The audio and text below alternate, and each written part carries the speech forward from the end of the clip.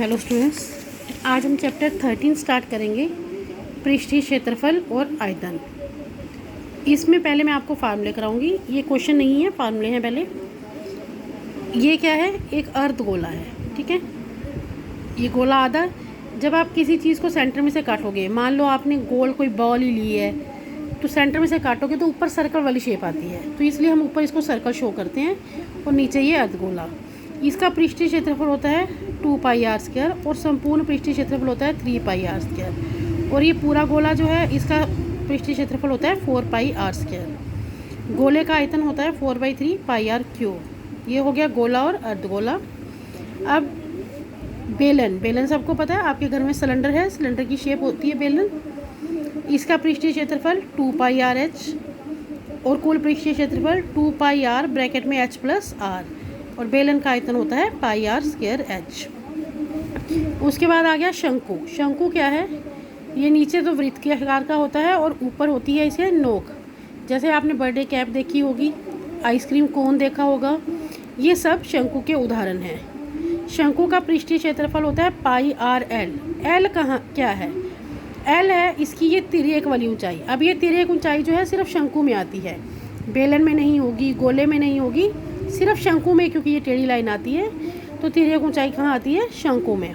और तिर्यक ऊंचाई को निकालने का फार्मूला क्या है? आपको सीधी ऊंचाई पता है, त्रिज्या पता है, वर्गमूल R square plus H square. ये है तिर्यक ऊंचाई को निकालने का फार्मूला।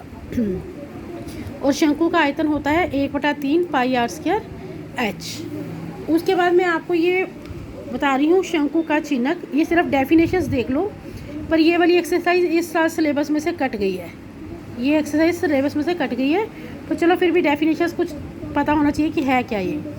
मान लो जब ये शंकु है, तो हम शंकु का अगर ऊपर वाला नोक वाला हिस्सा कट कर देते हैं, कहीं से हटा देते हैं, तो ऊपर भी वृत्त बन जाता है, नीचे भी वृत्त बन जाता है। इस हिस्से को, जिसके दोनों वृत्त हैं, तो ये वृत्त जरूरी नहीं है कि बराबर हों, यहाँ कम है यहाँ बड़ा है, तो इसको हम कहते हैं छिन्नक। जब ये शेप बचती है, तो जो शंकु वाला हटेगा वो तो शंकु की शेप का ही रहेगा, क्योंकि उसमें ऊपर कौन है, ये बन जाता है आपका छिन्नक। तो छिन्नक का पृष्ठीय क्षेत्रफल वगैरह निकालने के फार्मूले मैंने लिखे हैं, बट अब ये एक्सरसाइज जो है आपके सिलेबस में से इस साल कट गई है, तो इसलिए इसको अभी छोड़ दो, ठीक है। अब हम स्टार्ट करते हैं एक्सरसाइज 13.1। 13.1 में वो कह रहे हैं एक घन है। घन क्या होता है? घन होता है जिसकी लंबाई, चौड़ाई, ऊंचाई बराबर हो। आप लूडो खेलते हो, उसका डाइस देखा है, वो घन है।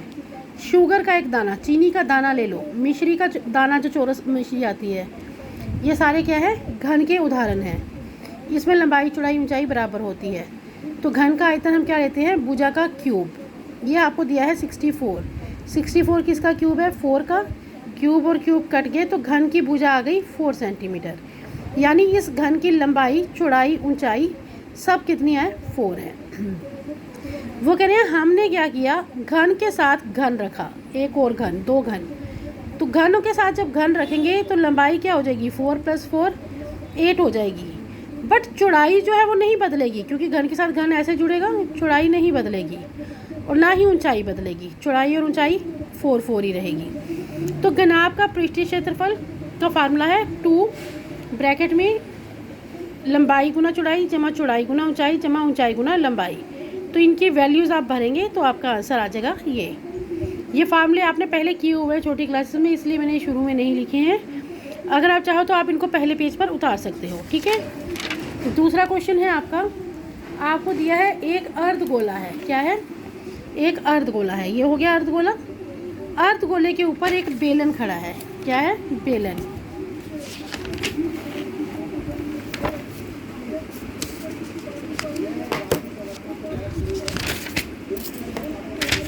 ये है बेलन ऊपर। अब वो कह रहे हैं अर्धगोले का व्यास है 14 सेंटीमीटर। तो त्रिज्या कैसे निकालते हैं? 2 से डिवाइड की, त्रिज्या हो गई 7 सेंटीमीटर। बेलन की त्रिज्या हो गई 7 सेंटीमीटर। अब आप अगर बेलन की त्रिज्या 7 है, तो अर्धगोले की भी 7 है, क्योंकि दोनों का आधार सेम है। त्रिज्या होगी 7। बर्तन की कुल ऊंचाई आपको दी है 13 है, यहाँ से लेकर यहाँ तक 13 है। तो बेलन की ऊंचाई अलग निकालनी है। हम अर्धगोले को यहाँ से यहाँ लेंगे तब भी त्रिज्या है, यहाँ से यहाँ लेंगे तब भी त्रिज्या है। तो आपने एक बात याद रखनी है कि अर्धगोले की ऊंचाई जो है वो उसकी त्रिज्या के बराबर होती है। ये मैंने लिखा है आगे, अभी आपके आ जाएगी एग्जांपल्स। अर्धगोले की त्रिज्या और ऊंचाई बराबर होती है, तो यानी ये ऊंचाई होगी 7, तो टोटल 13 थी।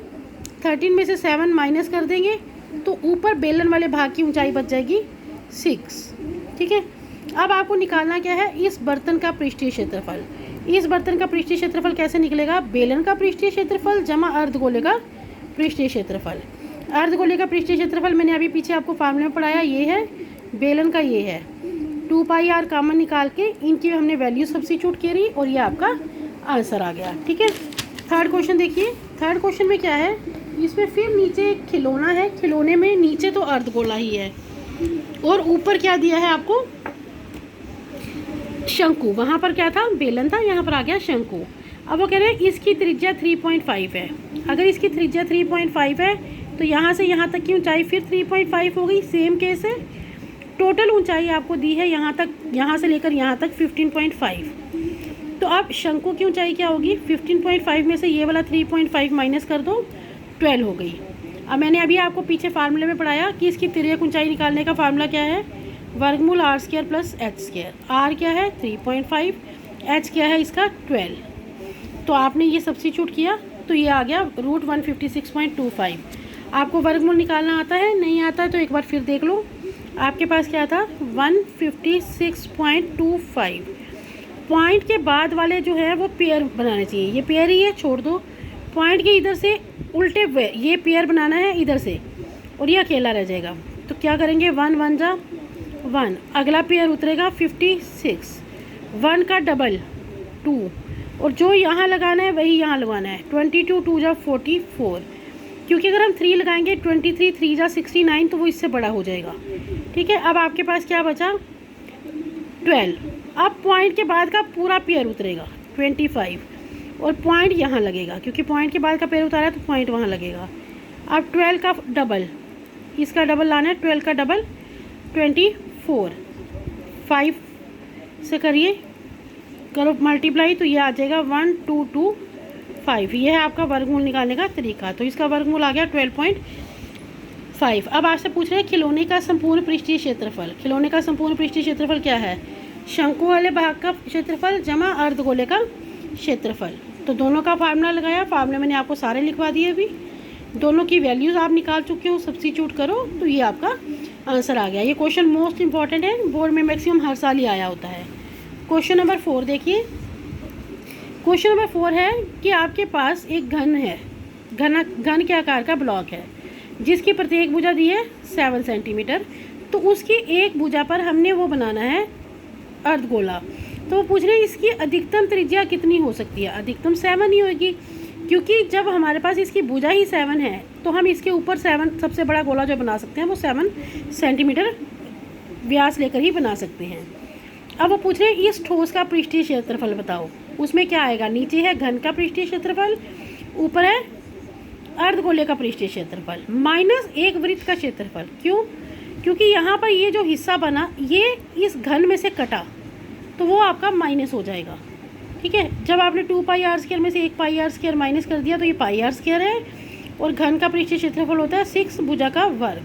भुजा आपकी 7 है और त्रिज्या आपकी क्या आ जाएगी, जब व्यास 7 था तो त्रिज्या आ जाएगी 7/2। ये मैंने लिख दिया यहाँ पे उसकी वैल्यूज़ और फिर ये भी आपका आंसर आ गया। अब है क्वेश्चन नंबर 5। क्वेश्चन नंबर 5 में आपको एक घन फिर दिया है और घन की भुजा वो कह रहे हैं L है और ये अर्धगोला, अब उधर बाहर की तरफ था अर्धगोला, इधर अंदर की तरफ है, इसका व्यास L है तो त्रिज्या क्या हो जाएगी L/2। अब ठोस का पृष्ठीय क्षेत्रफल निकालिए, फिर वही फार्मूला, पूरे घन का अर्धगोले का और जो ऊपर से गोला कटा वो माइनस हो जाएगा, -πr²। भुजा भरी, r की वैल्यू भरी, आपने L²/4 कॉमन निकाला। तो अब जब L²/4 कॉमन निकालोगे यहाँ 6 4 जा 24 हो जाएगा और ये आपका इसका आंसर आ जाएगा। ठीक है, क्वेश्चन नंबर 6 देखिए। क्वेश्चन नंबर 6 में आपको दिया है, ये आपके पास एक बेलन है और इसके दोनों साइड पे अर्धगोले हैं। बेलन का व्यास है 5 मिलीमीटर, तो त्रिज्या निकालो 2 से डिवाइड करके। अर्धगोले की ऊंचाई, अर्धगोले की ऊंचाई क्या होती है त्रिज्या के बराबर, तो ये हो गई 5/2। ये मैंने आपको वही फार्मूले में बता दिया। तो ये एक कैप्सूल है, आपने कैप्सूल देखे हैं, वो इसी शेप के होते हैं। कैप्सूल की कुल लंबाई दी है 14 मिलीमीटर। तो बेलनाकार भाग की ऊंचाई क्या होगी? बेलनाकार भाग की ऊंचाई के लिए टोटल ऊंचाई में से 2 अर्धगोलों की ऊंचाई माइनस करेंगे, 2 × 5/2 करेंगे। तो ये 2 कैंसिल, 14 - 5 9 आ गया। अब कैप्सूल का पृष्ठीय क्षेत्रफल, कैप्सूल का पृष्ठीय क्षेत्रफल क्या होगा? बेलनाकार भाग का पृष्ठीय क्षेत्रफल प्लस 2 × अर्धगोले। अर्धगोले 2 है ना, तो इसलिए 2 से मल्टीप्लाई करेंगे। तो बेलन का पृष्ठीय क्षेत्रफल 2πrh, 2 ये वाला, और अर्धगोले का 2πr²। इन दोनों में से 2πr कॉमन निकालोगे तो अंदर बचेगा h + 2r। इन सब की आपने वैल्यूज़ भरनी है और यहाँ पर ये आपका आंसर आ जाएगा 220 मिलीमीटर स्क्वायर। 7वां क्वेश्चन देखिए। 7वां क्वेश्चन है, बेलनाकार एक टेंट है तो उसकी ऊंचाई है 2.1 मीटर और व्यास दिया है 4 मीटर। तो क्या आ जाएगी त्रिज्या? 4 को 2 से डिवाइड करिए, 2 मीटर आ जाएगी। तो शंक्वाकार भाग की तिर्यक ऊंचाई दी है 2.8 मीटर। वो कह रहे हैं तंबू में लगे कैनवस का क्षेत्रफल। कैनवस होता है वो मोटा कपड़ा जिससे तंबू, टेंट या ये शूज़ कपड़े वाले जो बनते हैं उसको कहते हैं कैनवस। तो इसमें क्या आएगा? तंबू का पृष्ठीय क्षेत्रफल बेलन वाले भाग का प्लस शंकु वाले भाग का पृष्ठीय क्षेत्रफल। बेलन का फार्मूला 2πrh, शंकु का फार्मूला πrl। इन दोनों में से πr कॉमन निकाला, 2h + l। r आपने निकाली थी 2, h आपको दी है 2.1, l आपको दी है 2.8। इन सब की वैल्यू सब्स्टिट्यूट करके आ गया कि इतना कपड़ा जो है उस टेंट में लगा है। वो कह रहे हैं बट इस कैनवस का अगर 1 स्क्वायर मीटर का मूल्य 500 रुपये है तो जो कपड़ा लगा है उसका कितना होगा? तो आप 44 से मल्टीप्लाई कर लीजिए। ये भी क्वेश्चन इंपॉर्टेंट है, बोर्ड में बहुत बार आता है। 8वां क्वेश्चन है आपका कि एक बेलन की ऊंचाई है 2.4 सेंटीमीटर और व्यास इतना है। व्यास दिया है, त्रिज्या 2 से डिवाइड करके निकालिए।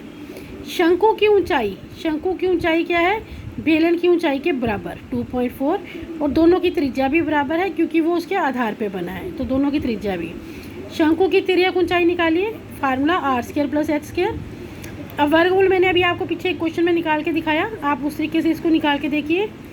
वो कह रहे हैं जब हमने इसमें से ये शंकु काट दिया तो बचे हुए भाग का क्षेत्रफल बताइए। तो बेलन का पृष्ठीय क्षेत्रफल प्लस, अब प्लस क्यों किया हमने? क्योंकि जब हमने ऐसे शंकु काटा तो बाहर से बेलन नहीं कटा, अंदर एक और नई शेप बन गई, तो इसलिए ये प्लस होगी। और माइनस प्लस क्या होगा? ऊपरी भाग के वृत्त का क्षेत्रफल। एक क्षेत्रफल जो है, वृत्त जो है वो यहाँ पूरे का पूरा रहेगा, वो उसको कुछ नहीं होगा। ठीक है, ये आ गया। अब आपने फार्मूला लगाओ, बेलन का 2πrh, शंकु का πrl और ऊपर वृत्त का πr²। इनमें से πr कॉमन, इन सब की वैल्यू सब्स्टिट्यूट करके आप इसे कंप्लीट करेंगे तो आंसर आएगा 17.6। बट इस क्वेश्चन में एक बात ध्यान रखनी है कि इन्होंने कहा है इसको राउंड फिगर में करना है, तो पॉइंट जो है 5 से बड़ा है, 6 है, यहाँ 5 से ज़्यादा जब होता है तो हम इसको बढ़ा देते हैं, इसलिए हमने इसको 18 लिखा। लास्ट क्वेश्चन है आपका कि बेलन की ऊंचाई आपको 10 सेंटीमीटर दी है, इसके दोनों साइड से अंदर से आपने गोले काटे हैं और उनकी त्रिज्या है 3.5 सेंटीमीटर। तो इसका संपूर्ण पृष्ठीय क्षेत्रफल, अब फिर वही बात है इस क्वेश्चन की तरह, हमने जब ये गोले काटे तो गोले ऐसे कटे ना, तो ये तो बिल्कुल कम नहीं हुआ, ये कम नहीं हुआ तो ये एज इट इज़ रहेगा, और ये प्लस होंगे क्योंकि ये शेप बढ़ गई है। 2 × अर्धगोले का पृष्ठीय क्षेत्रफल। अब इनका फार्मूला बेलन का 2πrh, 2 ये वाला, और अर्धगोले का 2πr²। इन दोनों में से 2πr कॉमन, h + 2r। इन सब की वैल्यू सब्स्टिट्यूट करके इस क्वेश्चन को कंप्लीट कीजिए और ये आपकी पहली एक्सरसाइज कंप्लीट हो गई।